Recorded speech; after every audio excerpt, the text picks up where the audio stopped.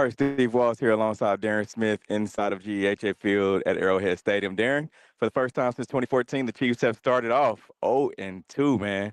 Just talk about, the feeling of watching these guys and the emotional side of them being inside the locker room.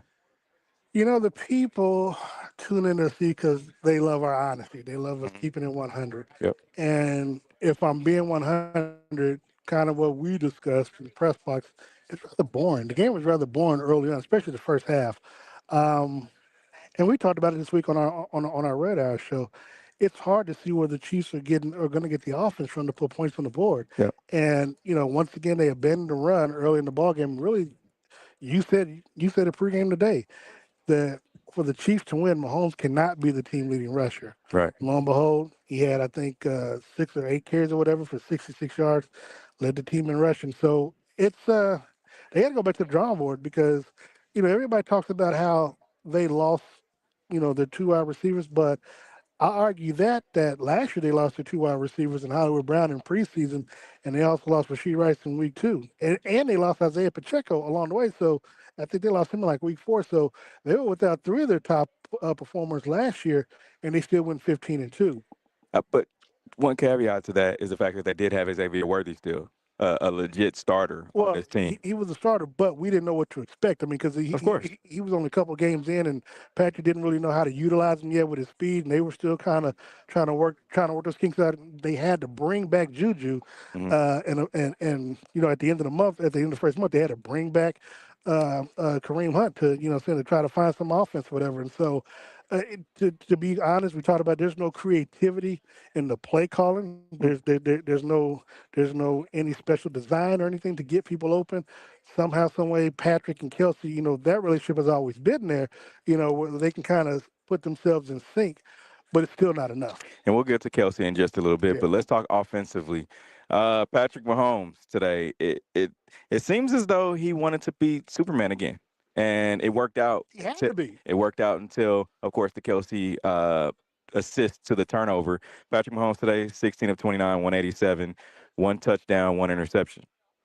Yeah, again, you can't turn the ball over, but I think to even start, but before we even get to the turnover, Harrison Butker missing the field goal, and I talked to him after the game, because it's like you never know when those opportunities end up biting you in the behind. We saw what he did last week while you were in Brazil when he missed that extra point. They were struggling trying to always keep up. Even when they scored, they missed a 2-point conversion. So now you're really, behind the 8 ball. Same thing here. I think Philly might have.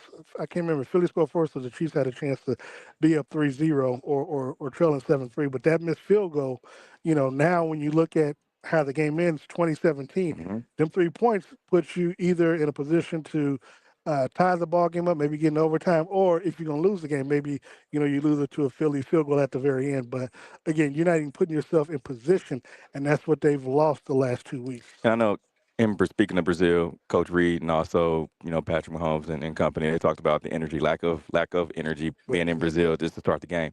Today, it was just the opposite. It seemed as though they came out with a little bit more fire. And, of course, they didn't have to travel 700-plus miles to another country. They were right here inside of 7,000, yeah. Of course, they're here in Arrowhead Stadium. And the fans brought it, the team brought it in the onset. Just didn't come out how they wanted to. That's true, but also they were still making mistakes too, because we talked about on the opening drive while they were getting after Philly. I think Chris Jones lined up off sides one time that allowed them. Chris Jones had 2 penalties. Well, yeah, and, amongst other, and it's crazy because the team only had 6 penalties. Leo Chenal had 1, and I think Jawan Taylor had 2. Had 2, and Chris Jones had 2. And I don't know where the third one or where the 6th one came from, but that being the Kareem Hunt. Kareem Hunt. Okay. Offsides. Okay. Yeah. Wow. Offsides. Yeah. Kareem Hunt was offsides today. Okay.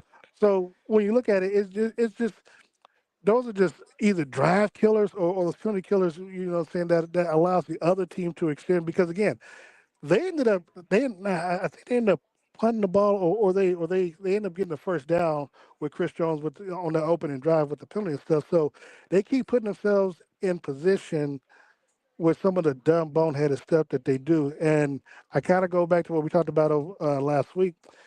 there seems to be a lack of discipline along the way, and I just don't. I mean, it's easier said than done on how you go about correcting those mistakes, Mm-hmm. but I mean, we talked about a pregame. Matt Nagy said Jawan can't have these penalties or whatever. Well, he had two today, so what's the repercussions from it? You would say discipline. I would say talent. I would say talent. Reason why I'm saying talent from that standpoint, you look at Well, the they looking opposite at side. You look Jalen at looks like the Brett Veach. you look at the opposite side of the field over there on that side. You with this Philadelphia Eagles team. I mean, this is a star-studded team. Yeah, that is true. Not only did they win the Super Bowl, but you've got a lot of guys that But they keep making moves. I mean, are just last legit week. number ones on other teams, right? Yeah, And well, and so, just last week, I mean, they made a trade for I think for the backup running back that they got for Saquon. I yep, mean, they keep making moves, and of course, when when Xavier went down, who did they get? They got somebody for the practice squad. right, right. Now looking at defensive side of the ball. Oh, oh, Defensively, this Chiefs defense gave up 20 points. To me, they got tired. well, I don't know if you saw the same thing I saw, but it just seemed as though they was got it tired because 20 they spent a or lot of was it time 13 because of the turnover?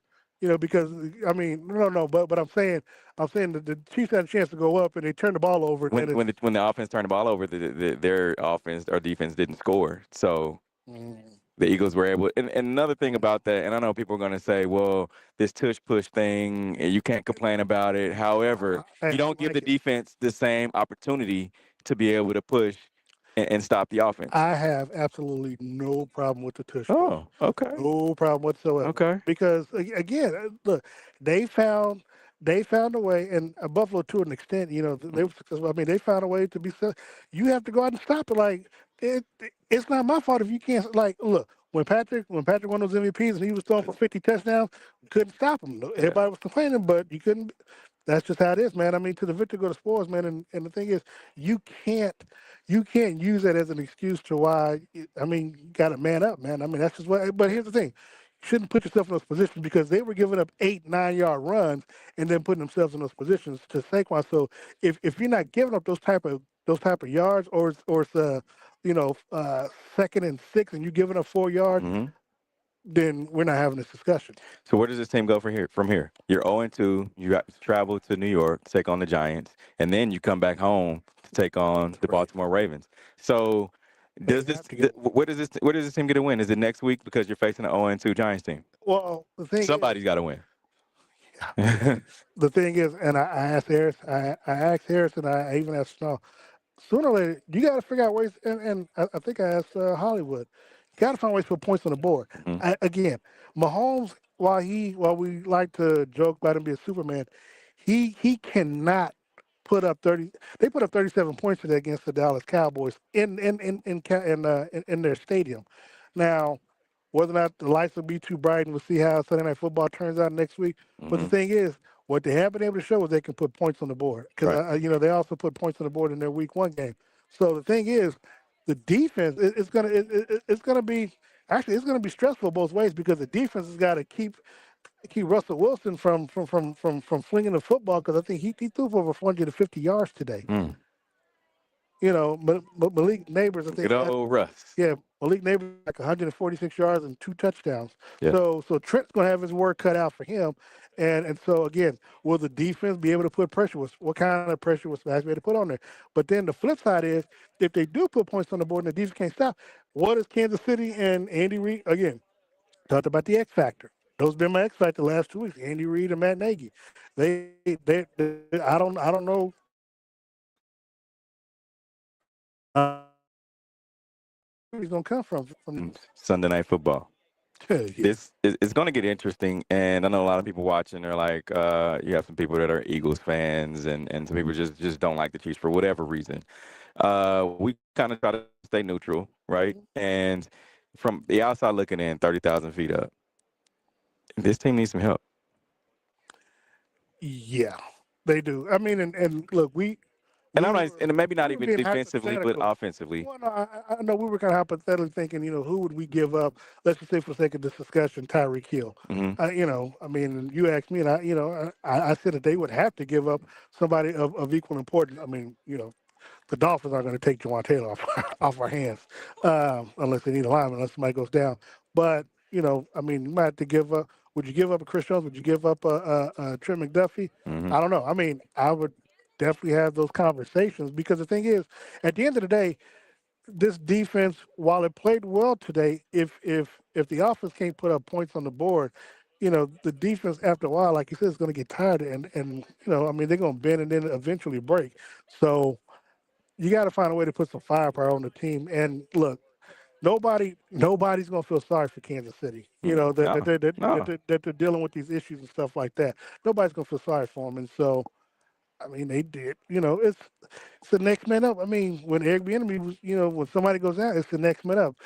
Nothing should be stopping, the offense or whatever, for them to keep the offense rolling. And I don't know if it's confidence or what, because we talked about it before the pregame show last week. How will this team bounce back from their first Super Bowl, Mm-hmm. especially a lot of the younger players? Yep. Still haven't seen it. I mean, here they are now 0-2. So what, so what's the mindset? What's the mentality? How do how are you going to bounce back from this?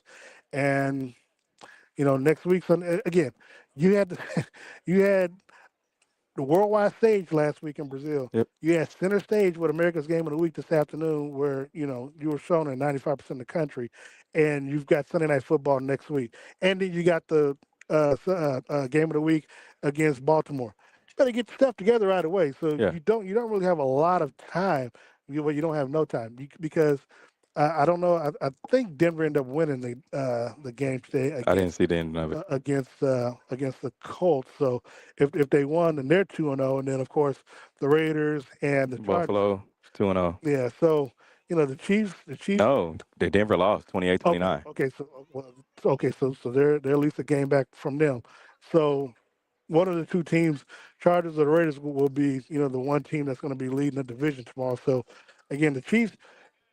Always, you got to look at the game that's in front of you, and don't not try to look at how you might end up, how the season might end. You just got to look at the team in front of you because, other than that, I mean, it's going to be a long season, man. It's going to be a long season. I agree. I agree. And if you're thinking, this team is just going to lay down, I really don't believe so. This is a team that, and we talked about it on our Red Hour show. It's a team that you have to give them some kind of leeway because they have been champions the past few years, right? So you can't just say, oh, well, this team is washed and they're done for. I don't believe so. Even being down to this Eagles team, right? Yeah. They lost by 3 points. Yeah, they found a way to. Yeah, I mean, yeah, They found a way to come back. Yeah. No, you're right. You're perfectly right about that. I just think at the end of the day, though, but you know how we are, man. No excuses. Yeah. I mean, and we'll of course talk about on the radar stuff tomorrow about some of the positions and stuff that we're seeing that needs to be addressed. Running back and some of these other positions. So y'all don't forget to hang out with us tomorrow, 6:30 p.m., 7:30 p.m. Central Time, in case you're not in Kansas City. Hang out with us. We have fun on that show. It's Red Hour, myself, Darren Smith, Sean Tyler, and also DJ Q. And C. Lenz. He's a new addition to that show. Yeah, and trust me, we already know the business we Of course. kill it tomorrow with Q. So. Of course. The Chiefs fall to the Eagles, 17-20. Darren, any final thoughts? Yeah, I mean, look, man. People did not want to give the man credit for whatever reason Mm-hmm. in Eric Bieniemy. And it's easy to say he's been gone for a couple of years now, going on 3 years. But I'm telling you, the discipline, the physical mentality is missing from this team, man. I mean, look, like The while offense they hasn't been the same since he's been gone. while they ran for 121 yards, again, Patrick rushed for 66. He should not be the leading rusher. I mean, that's a Pacheco, that's a Kareem Hunt type thing. Like if Eric Bieniemy's there, it's more of a balance off. Again, Patrick's 2 MVPs came when he was the OC, and they were the number one scoring team and the number one offensive team in the league. And Patrick threw for 50 touchdowns. The moment he left, and they kind of, whether you could say he's forced out or had opportunities or whatever, the offense is gone by the way. So, like literally from the Super Bowl win that they had against Philly to the one against San Francisco, they dropped points per game. I think 16 points. Yep. That's a lot of offense. Yep. And they had a lot of the same players on that team. It was more of a defensive because they had to because of all the drops that the wide receivers were having. So I just don't, and I don't know if it's a Brett V thing where you're not bringing in the most talented players because of the salary and stuff that you're dealing with, but they gotta get it addressed, man. And speaking of drops, love the guy to death. Travis Kelsey Mhm. dropped the go-ahead touchdown, really, and this is one of those ones, and we talked about it earlier in the game, where you think about last year, and don't really like to look at last year, but you think about the Super Bowl where it was a crucial third down, Chiefs didn't convert past Travis Kelsey. Today, crucial third down, Kelsey catches the ball. And then, well, And we talked about it. It's like, all right, well, maybe this is a kind of a turnaround type thing, and then that happens right at the goal line. and what makes it worse is what took place in the first half, of course, Mhm. with the cameras on him and his demonstrative reactions Of and course, stuff, of course. and so where people could read your lips. It was frustration. Yeah, but I'm saying, but you go from that, you can't drop. Yeah. Because we didn't get a chance to talk to him like he did. He was a no-show in the locker room today, and the thing is, we have to get on him for that, like we did the other wide receivers when they bounced. When they lost to Detroit, Yep. we got on we got on two of the we got on Sky Moore and somebody else. I think the guy that we got from oh shoot MVS? no the other wide receiver one. When we were in New England and he dropped that pass to Mahomes and he didn't see the field the rest of the season. Kadarius Toney. Kadarius Toney, yeah. So I'm saying they avoided the media after that opening game loss and we complained about that and stuff like that. They're saying, "Wait, man, you gotta face the media." Yeah. All right, you guys can catch us. Remember, you can catch us tomorrow, 6:30 p.m., 7:30 p.m., right here on our social media platforms. The Red Hour, myself, Darren Smith, Sean Tyler, also DJ Q, along with C. Lenz. Man, I'm this loss right here is kind of has me scratching my head, and the reason I say that is because the Eagles didn't, to me, they didn't seem like they were night and day better than this Chiefs team. They would. I mean, but again, the mistakes that the Chiefs made. That again, it was one turnover in the game. Yep. That turnover, like you said, it would have been a go ahead, and they would have been playing catch up, and you could have you could have stacked the lead or whatever, and then the penalties, man, you can't do that, man. Those are you're killing yourself. All right, for Steve Walls, Darren Smith, this is our post game live. Chiefs, Eagles, we out of here. Peace.